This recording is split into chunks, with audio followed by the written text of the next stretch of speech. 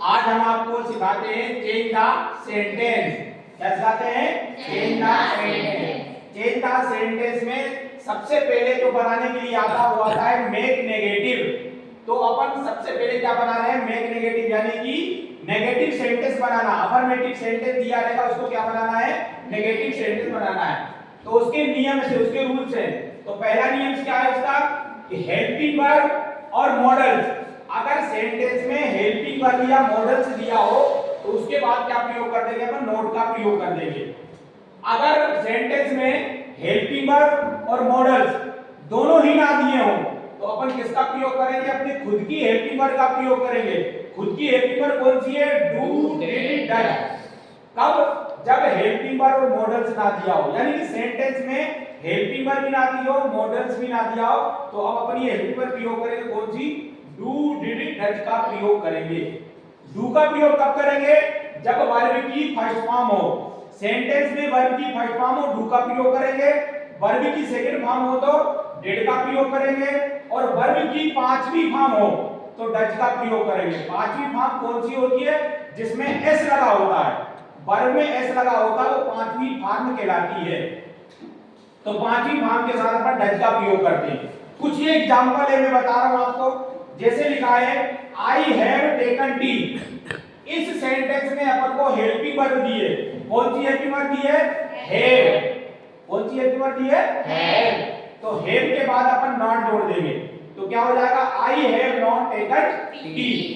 इसी प्रकार सेकंड वाक्य आई कैन स्पीक इंग्लिश। इसमें अपन को कैन जो दिया है वो क्या दिया है? मॉडल्स दिया है। तो अपने पास कैन मॉडल से, तो कैन के बाद क्या जोड़ देंगे अपन? नॉट। तो क्या हो जाएगा? I can not speak English.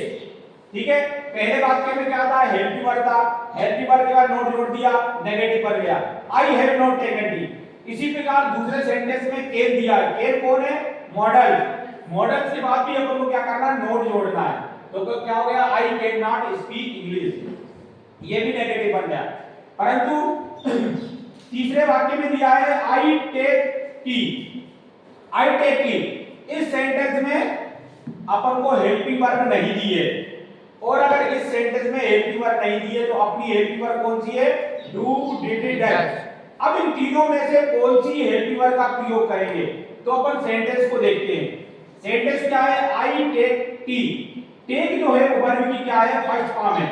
ये जो टेक है ये वर्ब की फर्स्ट फॉर्म है। तो वर्ब की फर्स्ट फॉर्म के साथ किसका प्रयोग होगा? डू का। तो उत्तर क्या हो जाएगा? I do take tea. तो I do not take tea, यहां पर क्या कर देंगे अपन? Not. I do not take tea. इसी प्रकार सेकंड वाक्य आई टुक टी। टुक क्या है? वर्ब की सेकंड फॉर्म है। और जब वर्ब की सेकंड फॉर्म होती है तो किसका प्रयोग करते हैं? डिड नॉट का प्रयोग करते हैं। तो क्या हो जाएगा? आई डिड नॉट और वर्ब की फर्स्ट फॉर्म कर देंगे। टू की फर्स्ट फॉर्म हो जाएगी टेक। तो I did not take tea. यानी जब वर्ब की सेकंड फॉर्म होती है तो उसको किस फॉर्म में बदलना है? फर्स्ट फॉर्म में बदलना है अपन को। ठीक है। क्यों बदलते हैं? क्योंकि डिड स्वयं सेकंड फॉर्म है तो दो वर्ब एक साथ नहीं हो सकती। डिड सेकंड है इसलिए वर्ब की फर्स्ट फॉर्म लिखना पड़ेगी अपन को।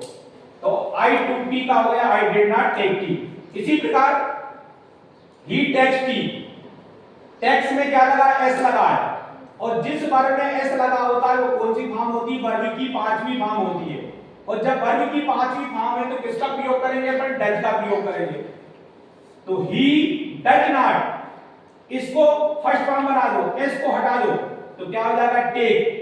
ही डज नॉट टेक टी। ठीक है। तो सबसे पहले हेल्पिंग वर्ब दी, हेल्प के बाद नोट लगा दिया। फिर मॉडल्स था, मॉडल के बाद नोट लगा दिया।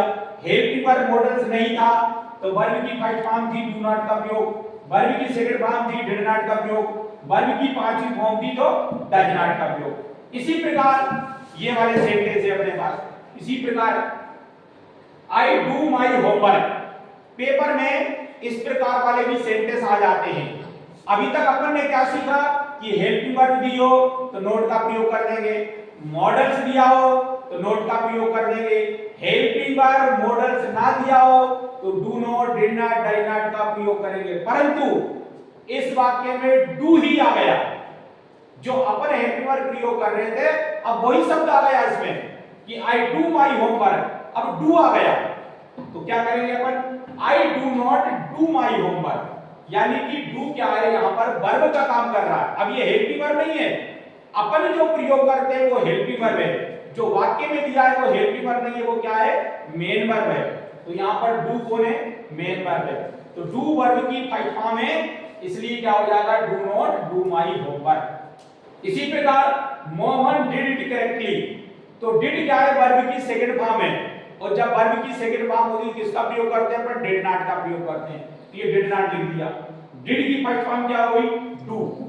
इसी प्रकार he does her duty, does जो है वह वर्ब की पांचवी फॉर्म है, तो किसका प्रयोग करते हैं, ही does not do her duty, यानी कि डज की फर्स्ट फॉर्म क्या हो गई, डू हो गई।